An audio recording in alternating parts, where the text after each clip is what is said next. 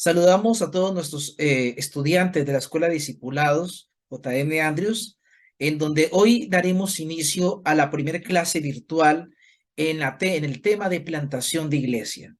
Quiero invitarles para que presten mucha atención a la clase que presentaremos a continuación.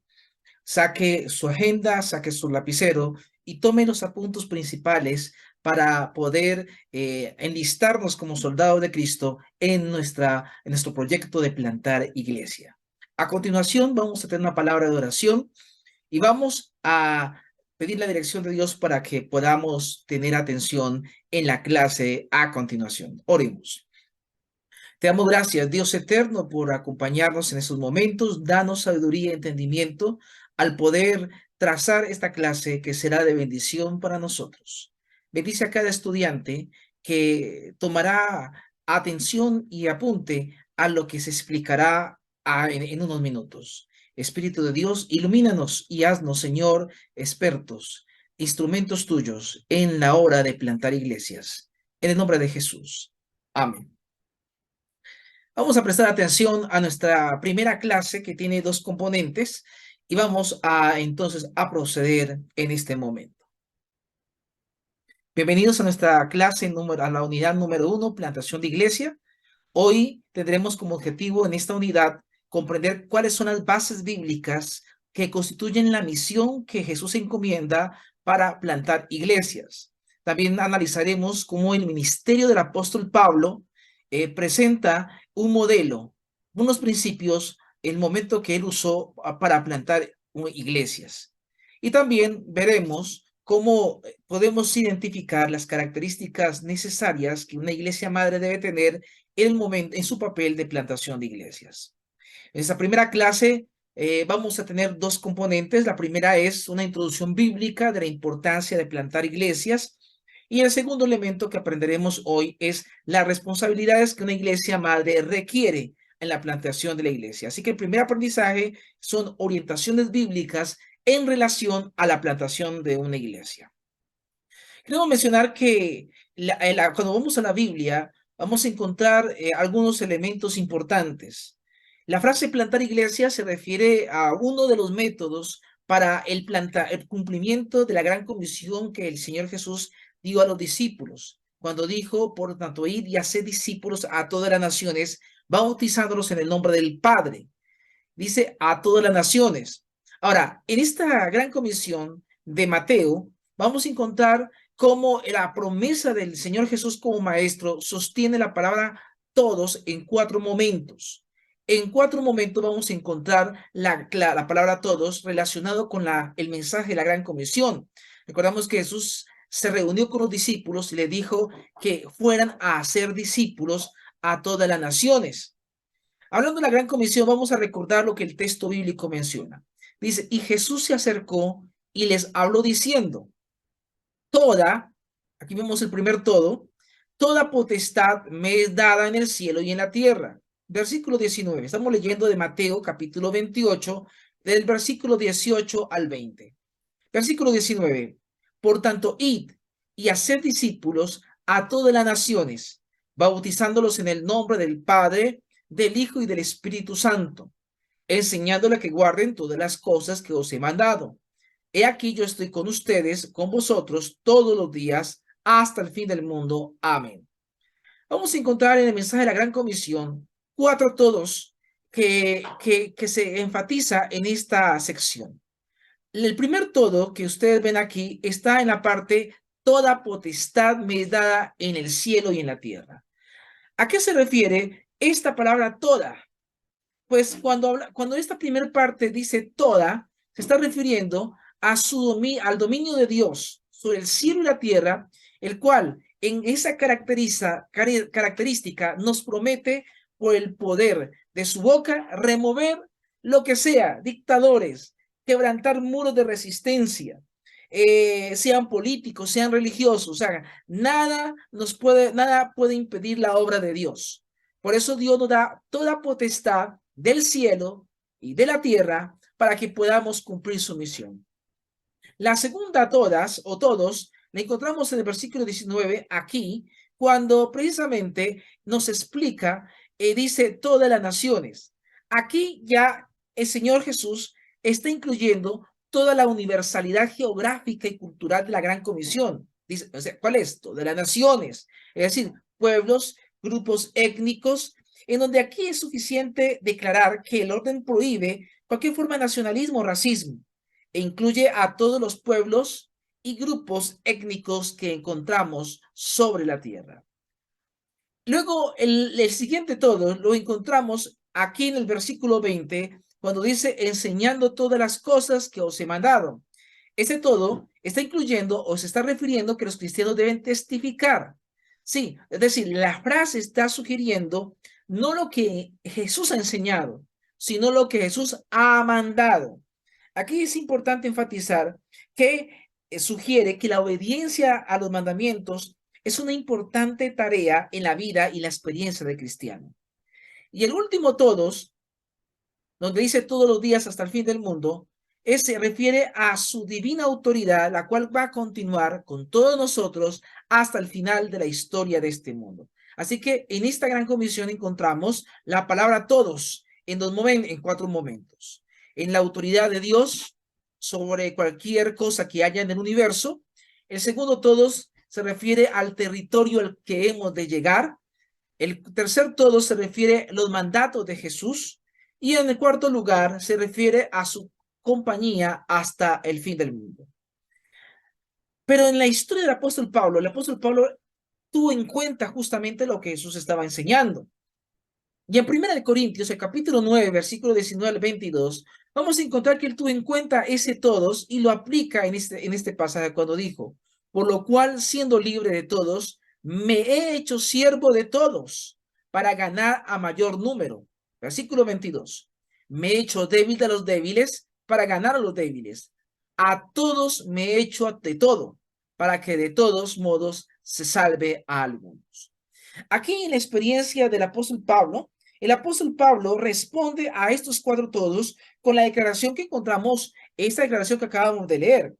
Por ejemplo, en el primer me he hecho siervo de todos, en el primer todos, se está refiriendo a la estrategia que el apóstol Pablo usó cultural o en su adaptación a un nuevo estilo de vida con el propósito de dar a conocer el evangelio. Porque en el versículo 20, en el versículo siguiente, es decir, el 20 y el 21, Pablo lo expresa así. Me he hecho a los judíos como judío, para ganar a los judíos y a los que están sujetos a la ley, aunque yo no esté sujeto a la ley, como sujeto a la ley, para ganar a los que están sujetos a la ley. A los que están sin ley, como si yo estuviera sin ley, no estando yo sin ley de Dios, sino bajo la ley de Cristo, para ganar a los que están en la ley. Estamos hablando de la estrategia que el apóstol Pablo usa, culturalmente hablando, en cómo él se adaptaba en un estilo de vida con tal de alcanzar a otros, obviamente sin violar ningún principio. Luego el texto nos presenta un segundo todos, cuando dice a todos me he hecho de todo. En esta parte todos vamos a encontrar que para el apóstol Pablo el blanco de la misión eran todas las personas sin excepción. El siguiente todos, el apóstol Pablo se refiere para que de todos modos, es decir, se refiere a los métodos misioneros que el apóstol usa. En otras palabras, los que él adapta y contextualiza para poder alcanzar a muchos sin negociar, obviamente, los principios y los mandatos bíblicos. Sin embargo, él añade, y aquí está en verde, salve a algunos. Aquí, aunque no dice todos, habla de algunos. Lo que el apóstol Pablo está mencionando es que no podemos salvar a todos, ganar, pero lo que sí podemos es ganar el máximo número de personas posibles. Esto lo tenía claro el apóstol Pablo. Y esto que menciona el apóstol Pablo también lo encontramos en la parábola de Jesús, donde el Señor Jesús invita a las personas a que alcancen en diferentes áreas. Es decir, las personas a alcanzar las vamos a encontrar en diferentes contextos, en diferentes áreas, y debemos adaptarnos a las áreas donde están las personas. Y justamente vamos a encontrar en el libro de Lucas, el capítulo 14, 16 al 24, la parábola de la gran cena, donde en la parábola de la gran cena, el Señor Jesús presenta prácticamente 5 diferentes áreas donde las personas las podemos encontrar. En ese tiempo, Jesús lo presentó a través de la parábola. Por ejemplo, cuando tú lees la parábola de la gran cena, vamos a encontrar a un señor que invita, hace una cena especial y a los invitados no llega nadie, pero hace nuevamente la invitación para que vayan y busquen a las personas. Y en este versículo 16 al 24 vamos a encontrar que el primer área es el salón de banquetes. Invita a los del salón de banquetes para que participen de la cena, refiriéndose de manera metafórica a la comunidad religiosa o directamente al pueblo al cual Jesús había venido a convivir, y era el pueblo judío. La segunda área que encontramos en esta parábola es que dice, vayan y prediquen a las plazas, refiriéndose a las personas de la ciudad, específicamente a los comerciantes, a la gente de negocios, que eran los que se encontraban en las plazas.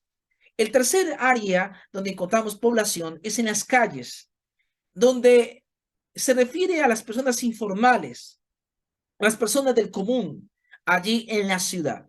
La cuarta dice, vayan a los caminos, refiriéndose a las personas que viven en el sector rural, en el campo. Y el último punto dice, y los vallados, donde se está refiriendo a los extranjeros. Estas mismas cinco áreas que encontramos aquí en esta parábola de Jesús, también la vamos a encontrar cuando Jesús le da el mandato a los discípulos antes de despedirse, antes de ascenderse al cielo. Le dice, pero en el capítulo 1, versículo 8 de Hechos de los Apóstoles, dice el texto, pero recibiréis poder cuando haya venido sobre vosotros el Espíritu Santo, y me seréis testigos en Jerusalén, en toda Judea, en Samaria, hasta lo último de la tierra. Vamos a encontrar que estos grupos culturales también fueron repetidos por Jesús. Por ejemplo, en el libro de Lucas encontramos el salón de banquetes refiriéndose al lugar más cercano que a los que tenía allí a la comunidad religiosa de los judíos. Comparado con Hechos 1:8, vamos a encontrar que el paralelismo con Galilea era la provincia natal de los discípulos. En Lucas 14 mencionó plazas, pero en relación con Hechos 1:8 se refiere a Jerusalén, capital de Judá, con más de 100,000 habitantes. Luego hablamos de las calles en Lucas 14, personas informales, refiriéndonos también de pronto podría tener una relación con Judea, como la provincia de Jerusalén, donde Jesús desarrolló gran parte de su ministerio. Cuando en Lucas 14 hablamos de caminos, las personas del sector rural, podemos también trasladarlo en el libro de Hechos como Samaria, que eran las personas que estaban más distantes, pero más cercanas a la vez, allí próximos a Judea, que también conocían del mensaje de Dios. Y cuando hablamos de los vallados, es decir, los extranjeros, podemos comparar el paralelismo en Hechos con lo último de la tierra. Es decir, la última frontera, personas de diversos colores, diversos idiomas y religiones, no judíos, extranjeros también. Así que estamos hablando de de clasificaciones sociales que encontramos, diferentes tipos de personas, diferentes grupos culturales a los que Jesús invita por partes para llegar. Pero, ¿cómo es la plantación de iglesia en la experiencia de Pablo? Pablo, en el libro de Hechos, nos presenta cómo él se caracterizó por ser un plantador de iglesias. En la Biblia, él usa términos como edificar y plantar. Cuando, por ejemplo, cuando se refirió a su equipo de trabajo en Corinto, allí está la cita de 1 Corintios 3, 5 al 11. El apóstol Pablo comparó la conversión de las personas siempre con la organización de iglesias. Además, el objetivo era el establecimiento de iglesias en cada ciudad del Asia Menor, y la gran ambición para Pablo era predicar donde Cristo era desconocido. Esos son elementos muy importantes cuando hablamos de la plantación de iglesia. Además, el apóstol Pablo también planeaba el desarrollo de nuevas congregaciones en nuevas fronteras. Sobre todo, él era muy sensible a cómo el Espíritu Santo lo dirigía al momento de plantar nuevas congregaciones. En lo que viene a continuación, vamos a ver el método del apóstol Pablo al momento de plantar iglesias. Y vamos a estar basado en el capítulo 16 del libro de Hechos. Vamos a leer el versículo 1 al versículo 5. Dice la palabra de Dios. Después llegó a Derbe y a Listra, y aquí había allí cierto discípulo llamado Timoteo, hijo de una mujer judía creyente, pero de padre griego. y daban buen testimonio de él los hermanos que estaban en Listra y en Iconio. Y quiso Pablo que éste fuese con él, y tomándole le circuncidó por causa de los judíos que había en aquellos lugares, porque todos sabían que su padre era griego. Y al pasar por las ciudades, les entregaban las ordenanzas que habían acordado los apóstoles y los ancianos que estaban en Jerusalén para que las guardasen. Así que las iglesias eran confirmadas en la fe y aumentaban en número cada día. ¿Qué aprendemos aquí? De los versículos que acabamos de leer, encontramos el primer principio de plantación de iglesia presentado por el apóstol Pablo. Y es que el apóstol Pablo elegía al equipo de trabajo culturalmente muy semejante al área que él pensaba alcanzar. ¿Cómo así? Por ejemplo, vamos a encontrar que Pablo elige a Timoteo como integrante de su equipo para plantar iglesias. En segundo lugar, vamos a encontrar en este texto que por ser hijo de esas tierras y así culturalmente era una persona próxima a las personas que él deseaba alcanzar. Así que Timoteo era parte de la estrategia. Ahora, además, Timoteo fue circuncidado porque su estrategia era comenzar el trabajo con los judíos que vivían allí en la zona, sobre todo en la zona de Filipos, donde iba a alcanzar. Así que el apóstol Pablo era muy importante contextualizarse con la zona que quería alcanzar. Sigamos leyendo el texto bíblico. Vamos a leer del versículo 6 al versículo 10. Y atravesando Frigia y la provincia de Galacia, les fue prohibido por el Espíritu Santo hablar la palabra en Asia. Cuando llegaron a Misia, intentaron ir a Bitinia, pero el Espíritu Santo no se lo permitió. Y pasando junto a Misia, descendieron a Troas, y se le mostró a Pablo una visión de noche. Un varón macedonio estaba en pie, rogándole y diciendo: pasa a Macedonia y ayúdanos.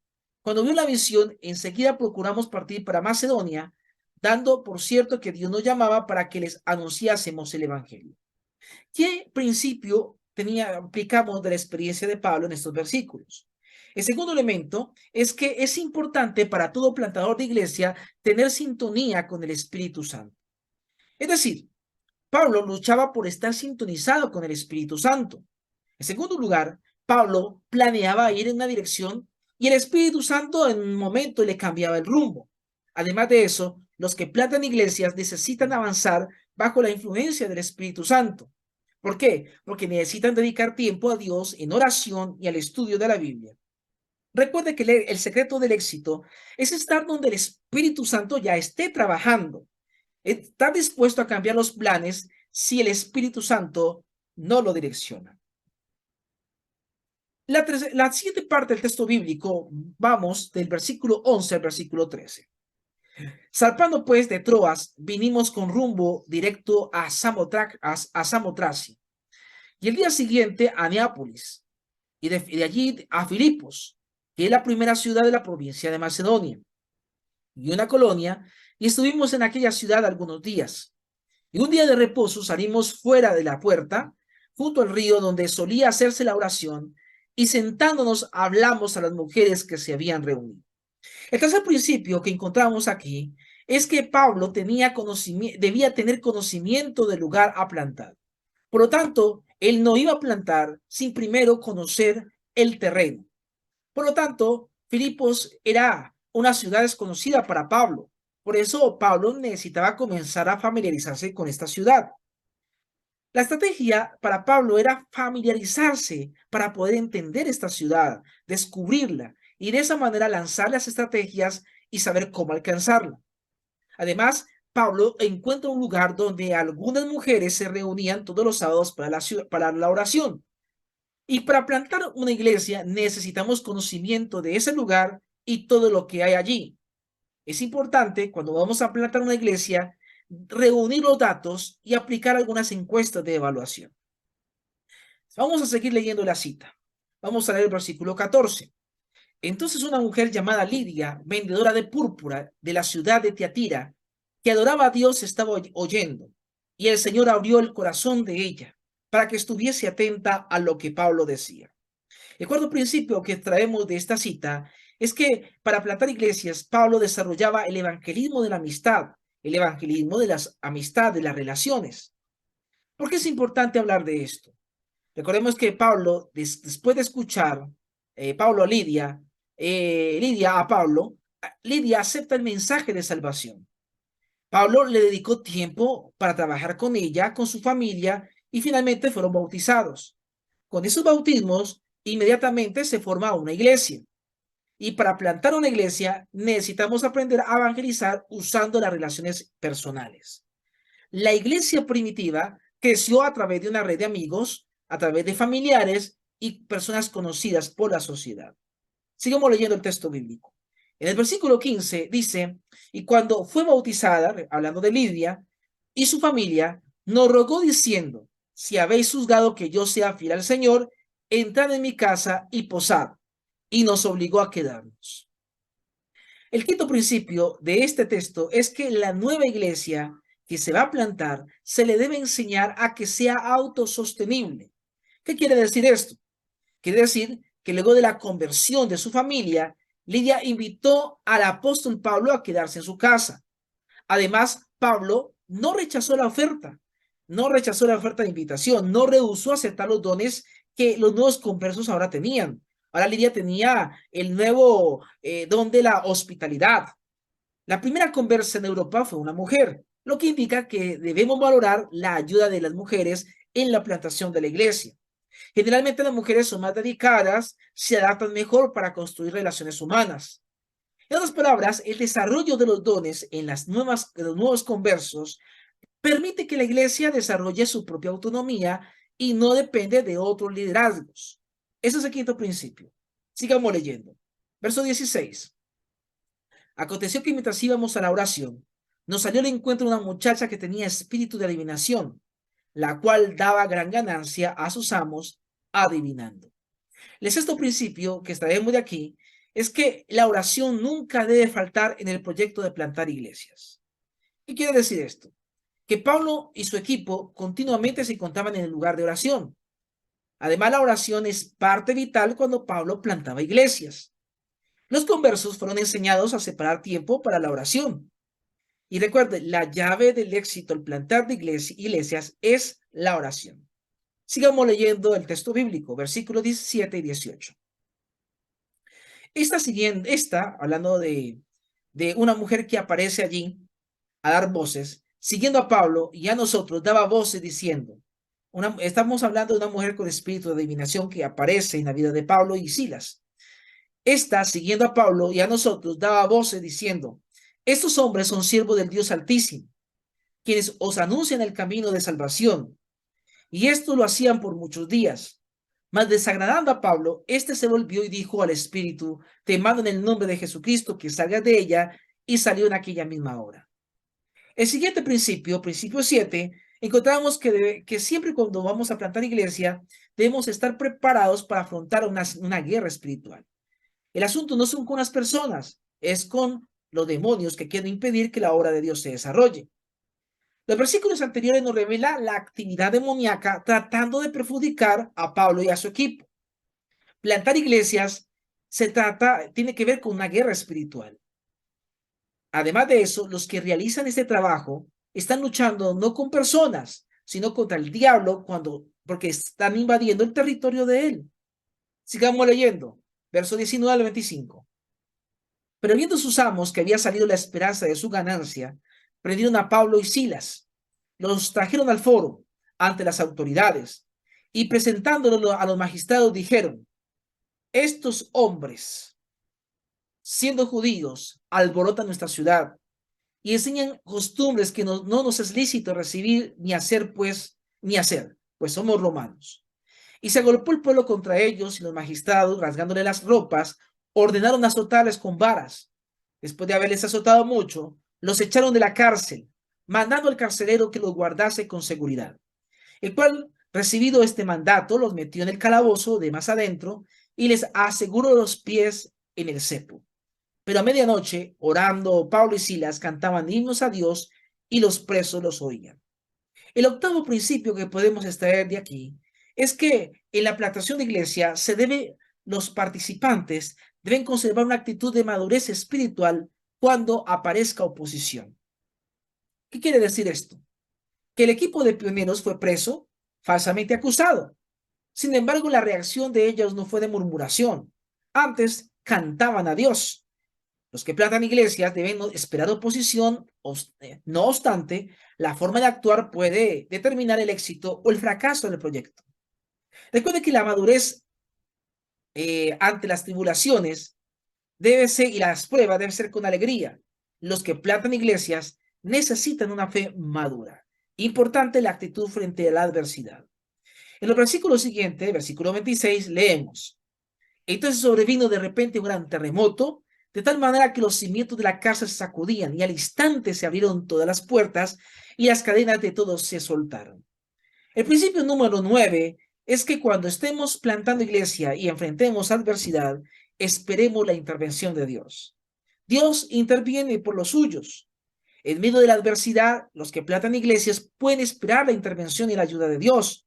Debemos esperar milagro de Dios al establecer nuevas iglesias, como sucedió en la vida de Pablo cuando estaban allí y Dios intervino a través de un terremoto. En los siguientes versículos 27 a 34, vamos a encontrar que lo siguiente: despertando el carcelero y viendo abiertas las puertas de la cárcel, sacó la espada y se iba a matar, pensando que los presos habían huido. Mas Pablo clamó a gran voz diciendo: no te hagas ningún mal, pues todos estamos aquí. Él entonces, pidiendo luz, se precipitó adentro y temblando se postró a los pies de Pablo y de Silas.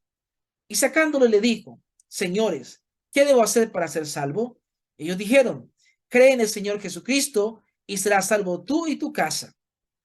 Y le hablaron la palabra del Señor a él y a todos los que estaban en su casa. Y él, tomándolos en aquella misma hora de la noche, les lavó las heridas y enseguida se bautizó él y con todos los suyos. Y llevándolos a su casa, les puso la mesa y se regocijó con toda su casa de haber creído a Dios. El 10º principio extraído de la historia de Pablo es que cuando un plantador de iglesia está en acción, debe ver a cada persona como un candidato al reino de Dios, sin importar cuál ha sido la actitud de esa persona. No solo se despertó el interés el carcelero, sino que el carcelero se entregó a Cristo con toda su familia. Los soldados romanos, la verdad que no eran tan afectuosos, y mucho menos para Pablo. Es más, Pablo tenía razones de peso para no amarlo. Sin embargo, vio a él, a un converso con gran potencial. Es decir, los que plantan iglesia deben ver en cada persona un candidato para el reino de Dios. Es más, déjenme decirles que los grandes opositores pueden transformarse en los primeros miembros, como lo sucedió en Filipos. Sigamos leyendo en el versículo 35. Cuando fue de día, los magistrados enviaron alguaciles a decir: suelta a aquellos hombres. El 11º principio es que cuando se haya plantar iglesias, desarrollemos un evangelismo intencionado. Todo se haga con una intención.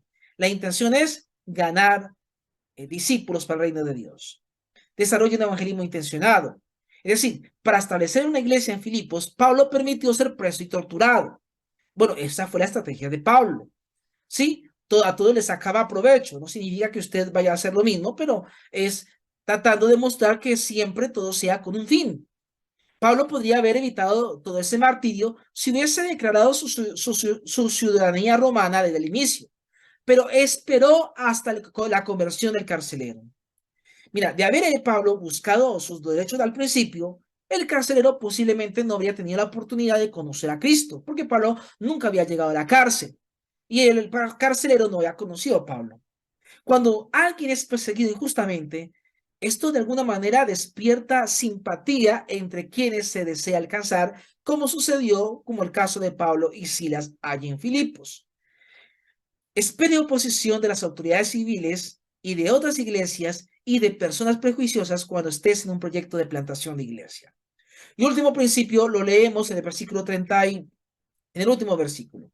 Entonces salieron de la cárcel y entraron en la casa de Lidia, y habiendo visto a los hermanos, los consolaron y se fueron. Estoy leyendo el último versículo del capítulo.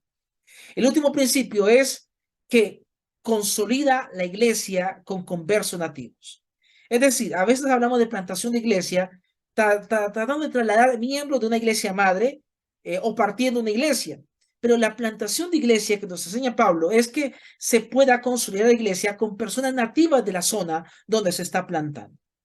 Es decir, Pablo no tuvo el privilegio de permanecer mucho tiempo en Filipos. Él tuvo que partir inmediatamente. Y antes de partir, él organiza la iglesia, la anima. Él no trajo líderes de afuera, sino que confió en los líderes nativos, en los líderes de la región. De la igual manera, debemos entrenar y confiar el liderazgo a los miembros locales para la continuación del trabajo. Además, Pablo asimiló un modelo digno de ser reproducido en todo el mundo. Vamos al aprendizaje número 2, y este más corto. Y es, bueno, ya vimos lo que Pablo, los principios de plantación de iglesia a través de Pablo. Pero ahora vamos a ver las responsabilidades que debe tener una iglesia madre para al momento de entrar en un proyecto de plantar iglesia. Por ejemplo, hay un pensamiento de Nicolás Murray Butler donde él menciona lo siguiente: existen tres tipos de personas en el mundo: las que no saben lo que va a suceder, las que observan lo que va a suceder y las que hacen que las cosas sucedan. ¿Sabe? Déjeme decir que es muy importante que nosotros trabajemos para que la plantación de iglesias se pueda desarrollar. Una iglesia como modelo, como iglesia madre, fue la iglesia de Antioquía. La iglesia de Antioquía fue un modelo para que las iglesias de hoy la imitemos al momento de ser iglesias madres en la plantación de la iglesia. Y vamos a encontrar algunas características que observamos en el capítulo 11 y capítulo 13 del libro de Hechos. Recordemos que la iglesia de Antioquía, o la ciudad de Antioquía, donde se estableció la primera iglesia, una iglesia poderosa en la iglesia primitiva, fue fundada por Seleuco, Seleuco I en el año 300 a.C. Después de Roma y Alejandría, era la tercera ciudad con mayor población en el Imperio Romano, más de 500,000 habitantes. Era una población rica, militar, muy inmoral, paralela a Corinto. La gente recurría a los horóscopos, a la magia, a los dioses de la suerte. Es decir, no era una iglesia fácil de penetrar, una ciudad fácil de penetrar. Allí en Antioquía se estableció una iglesia ideal. Esta iglesia fue modelo antes de que se pudieran enviar misioneros al vasto mundo romano. Antioquía llegó a sustituir a Jerusalén como el centro del cristianismo. De esta ciudad, de la iglesia de Antioquía, salieron hombres importantes como Ignacio, obispo de Mártir en el año 110, Crisóstomo en el año 390 y Teodoro de Monsuestia en el año 390. Pero ¿qué principios podemos encontrar en la iglesia de Antioquía hoy para nuestras iglesias, hoy plantar iglesias? El primer principio de una iglesia modelo para como iglesia madre es que la iglesia debe tener líderes comprometidos. ¿Qué significa eso? Es una iglesia eficiente y fuerte porque tiene líderes piadosos, líderes espirituales comprometidos. Entre esto vamos a encontrar, por ejemplo, la iglesia de Antioquía tenía a Nicolás Prosélito, el cual fue uno de los diáconos que se ordenaron en Jerusalén, y es posible que este haya sido uno de los fundadores de la iglesia en Antioquía. Otro de ellos fue Bernabé, un líder que trabajó en Antioquía, y la Biblia lo presenta como un varón bueno y lleno del espíritu y de fe. Esos hombres, además de poseer un carácter íntegro, eran sabios para compartir su liderazgo con el fin de movilizar varios talentos y dones para el servicio. En otras palabras, en la iglesia de Antioquía no había lugar para la independencia individual o para la adopción de criterios propios o individuales. Había un compromiso que estaba en la unidad de los miembros. Se repartían responsabilidades, se trabajaba en unidad. El segundo principio de la iglesia, una iglesia comprometida, una iglesia madre en la plantación de iglesia, es que esta iglesia es comprometida con la evangelización. Quiere decir que es una iglesia que comparte el evangelio de Cristo con los perdidos. No es una iglesia estática. Dice Hechos 5:42 que todos los días en el templo y por las casas no cesaban de enseñar y predicar de Jesucristo. De la iglesia de Antioquía justamente surgió un esfuerzo misionero luego de la muerte de Esteban. Algunos que fueron enviados a predicar vagan de villa en villa hasta llegar a Fenicia, y fue trascendental. Además, los misioneros judíos predicaron primero solo a las personas de la comunidad judía local, pero luego se predica por primera vez a griegos, y esto trajo cierto debate en el Concilio de Jerusalén. Y ante esto hay un llamado a las iglesias que a veces, no, a veces hay que buscar estrategias, hacer cambios cambios que requieran el crecimiento en todas sus dimensiones. Como a veces, si no funciona el culto un día entre semanas, se puede pasar para otro día distinto. Es importante la adaptación, sin violar principios, la adaptación de la predicación del Evangelio. El tercer principio de una iglesia madre es que esté comprometida con la edificación de los creyentes. Es decir, es una iglesia que comparte el evangelio no solo con los perdidos, es una iglesia que además de compartir con los perdidos, también es una iglesia que fortalece a sus miembros, que los edifica. Por ejemplo, Hechos 11:23 dice, y cuando llegó, vio la gracia de Dios y se regocijó y exhortó a todos a que con propósito de corazón permanecieran fieles al Señor. Eso que significa que es una iglesia que disipula a sus miembros. Es una iglesia que no solamente se conforma con bautizar, sino también discipularlo, ya que el discipulado es un camino que dura toda la vida de aprendizaje y de obediencia a Cristo. En Antioquía se exigía doble esfuerzo en la enseñanza para convertir a la multitud de paganos, sin ninguna formación judía, en una comunidad representativa de cristianos. La iglesia de Jerusalén envió a Bernabé a Antioquía cuando supo del avance de la obra allí para que él la consolidara. Es importante la consolidación. El cuarto aspecto de una iglesia madre es su compromiso con el ministerio social. Es decir, una iglesia demuestra compasión para con los pobres. El versículo 11:29 de hecho dice, entonces los discípulos, cada uno conforme a lo que tenía, determinaron enviar socorro a los hermanos que habitaban en Judea. Es que el profeta Agabo había advertido a los cristianos de Antioquía que vendría una gran hambre en toda la tierra habitada. Y esto sucedió en la época del emperador Claudio. La predicación necesitó ser precedida y acompañada por los gestos de buenas obras. Lo mismo como Jesús lo enseñó. Eso sucedió en el año 48, 49, si no me equivoco, después de Cristo. Aquí es importante que si la iglesia madre se compromete en la plantación de iglesia, es importante atender las necesidades físicas, mentales y sociales en conexión con las necesidades espirituales. La quinta característica de una iglesia madre es el compromiso con el compañerismo. Es decir, que esta es una iglesia que demuestra la convivencia del amor, de la tolerancia. Dice Hechos 13:1, había entonces en la iglesia que estaba en Antioquía profetas y maestros. Bernabé, Simón el que se llamaba Níger, Lucio de Cirene, Manaén, el que se había criado junto con Herodes el tetrarca y Saulo. Aquí vamos a encontrar que Antioquía era un microcosmo de pluralismo racial, nacional, social y religioso. Prácticamente era la puerta que unía el oriente con el occidente. Aquí vamos a identificar en el texto anterior leído tres grupos: los judíos, los proselitos, es decir, los conversos, los recién conversos, aunque fueran gentiles, y los gentiles. Convivían en amor, en tolerancia mutua y apertura y libertad. En el texto leído también encontramos a hombres diferentes de razas, colores, posición social, educación entre liderazgo. Es decir, que eran distintos, pero trabajaban en compañerismo y en tolerancia. El sexto principio es es una iglesia comprometida con la adoración. Es decir, que demuestra una adoración sincera con el Señor. Dice el versículo 2 del capítulo 13 de Hechos, ministrando estos al Señor y ayunando, dijo el Espíritu Santo, apartadme a Bernabé y a Saulo para la hora a que los he llamado. Entonces, habiendo ayunado, llorado, les impusieron las manos y los despidieron. Es que la verdadera adoración no consiste solamente en la forma, sino también en una mejor comprensión de los caminos, de sus caminos y mayor compromiso con el Señor Jesús. En el caso de Antioquía, la adoración inspiró compromiso con la misión. Esta comienza con Dios y no con las personas. Es para el beneficio del hombre.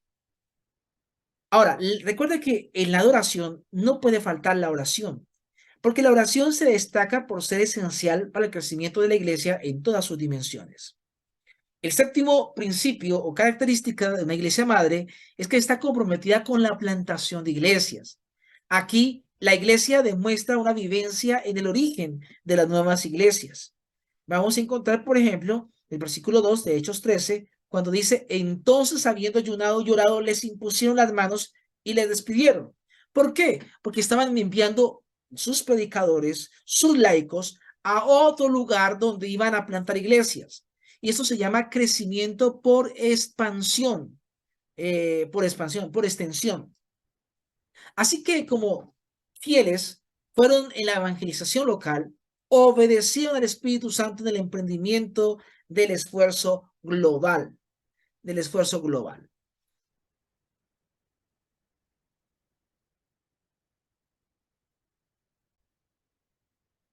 Así que aquí vamos a encontrar cómo los fieles fueron fieles en la evangelización local, obedecieron al Espíritu Santo del emprendimiento del esfuerzo global. Es decir, no se conformaron con lo que trabajaban localmente, sino que iban a abrir obra en otros lugares. La iglesia, ¿qué hace? Libera a los líderes calificados, no son egoístas, sino que mandan a esos calificados y con experiencia para que vayan y planten nuevas iglesias. Antioquía fue la base para la evangelización de Europa y fue el punto de partida de los 3 viajes misioneros del apóstol Pablo. Así que vamos a resumir lo que vimos hoy. Número 1, vimos los métodos del apóstol Pablo en la plantación de iglesia.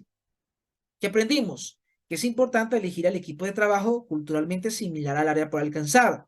Número 2, tener sintonía con el Espíritu Santo. Número 3, tener conocimiento del lugar al que se va a plantar. Número 4, desarrollar el evangelismo de la amistad o de las relaciones. Número 5, la nueva iglesia debe enseñársele a ser autosostenible. Número 6, la oración nunca debe faltar en el proyecto de plantación de iglesia. Número 7, debemos afrontar una guerra espiritual. 8, tener una actitud de madurez espiritual frente a la oposición. 9, espere la intervención de Dios. 10, vea a cada persona como un candidato para el reino de Dios. Número 11, desarrolle un evangelismo intencionado. Y número 12, consolide la iglesia con conversos del lugar. Y con respecto a la iglesia de Antioquía como una iglesia modelo, como iglesia madre, ¿sí? Al momento de plantar nuevas iglesias, entonces tenga en cuenta las siguientes características: que sea una iglesia con líderes comprometidos. Número 2, que sea una iglesia con compromiso con la evangelización, que sea una iglesia con compromiso en la edificación de los creyentes, una iglesia con compromiso con la actividad social, el desarrollo social, la asistencia comunitaria. 5, que sea una iglesia con compromiso de compañerismo, que haya confraternidad. Número 6, que sea una iglesia con compromiso en la adoración y también una iglesia con compromiso en la plantación de iglesias. Así que hemos visto la clase de hoy y vamos a dejar la tarea. ¿Cuál es la tarea? En el grupo de WhatsApp de la Escuela de Discipulado vamos a dejarlo abierto para que usted participe de un foro y dé su opinión al respecto. ¿Cuál? Número 1, del método para plantar iglesias que vimos de Pablo, ¿cuál fue el principio que más te llamó la atención y por qué? Y si consideras que hay algún principio que falte, que haya faltado. Tu respuesta es afirmativa, es decir, algún principio que faltó, diga por qué o cuál es, compártelo. Y el segundo punto es del modelo de la iglesia de Antioquía como iglesia madre, plantadora de iglesia, ¿cuál considera que es el principio que posee tu iglesia local? Compártelo en el grupo de WhatsApp de la Escuela de Discipulado. Así que agradecemos a ustedes por haber participado de esta primera clase de Escuela de Discipulado y nos vemos en una próxima clase. Muy atentos para que puedan participar con la tarea, participando en el foro en el grupo de WhatsApp. Bendiciones para ustedes. Nos vemos en la próxima clase.